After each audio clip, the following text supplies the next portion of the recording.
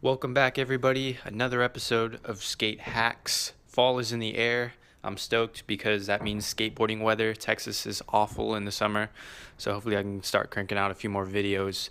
I'm doing one of my favorites today, Nollie Frontside Heelflips. I love anything Nollie heel flips, anything having to do with a Nollie heel, if you haven't guessed already. I really enjoy doing this trick frontside and backside. I think frontside's a bit easier.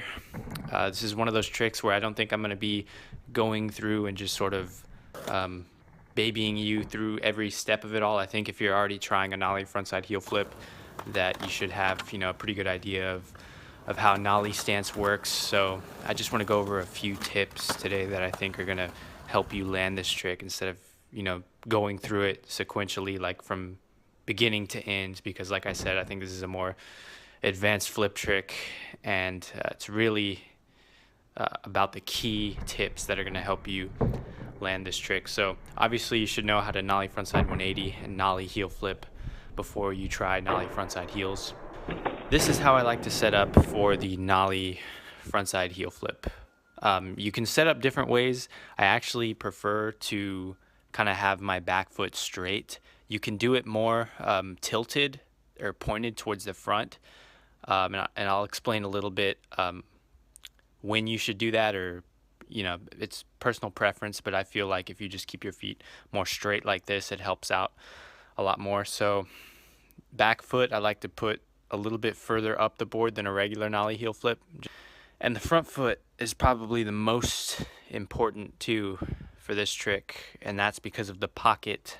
That's because of the pocket theory that I have. If you're gonna do anything Nollie heel flip, just trust me with this advice here. Put your foot in the pocket. Put the pressure on that side of the board and put your foot snug in that pocket.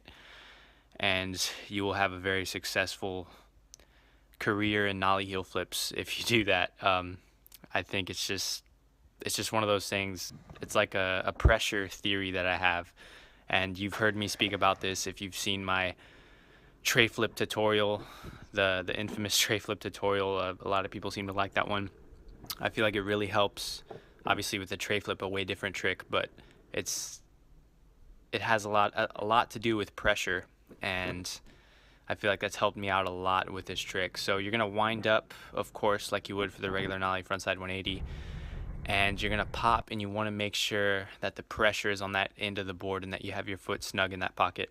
I've actually tried to do this trick without my foot in the pocket, and you can see what happens here. I'm not faking this. This is real. It doesn't flip as well. And, if it even flips at all, you know what I'm saying? It won't flip as good if you don't have it in that pocket. It's just way better when you have that pressure on that end of the board. Otherwise, it's just going to flop over. And that brings me to my new point. You don't want to have the board flop over on this trick and just barely catch it, or spin at the same speed that it's flipping, because then it's just going to look like it's flopping over and you're barely landing on it. You want to catch it at 90 degrees.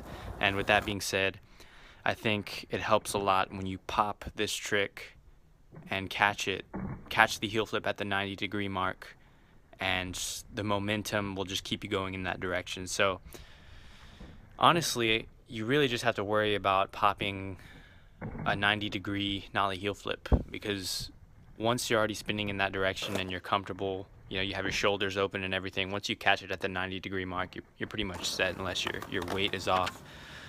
It's pretty easy to say you're likely going to land the trick. So those are my tips for the Nollie frontside heel flip. Like I said, just an overview of the things that I think are most important with this trick.